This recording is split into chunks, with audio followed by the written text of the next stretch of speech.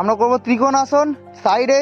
চলো 1 2 3 4, রাধা ত্রিকোণাসন 5 সাইডে, ত্রিকোণাসন 6 সাইডে, 7 ভুল করছো, 8 সাইডে, 9 হ্যাঁ, 10 তুমি তো জানো, 11 12 13 ছোট রাধা, 14 15 16 17 18 19 20। চলো স্টার্ট।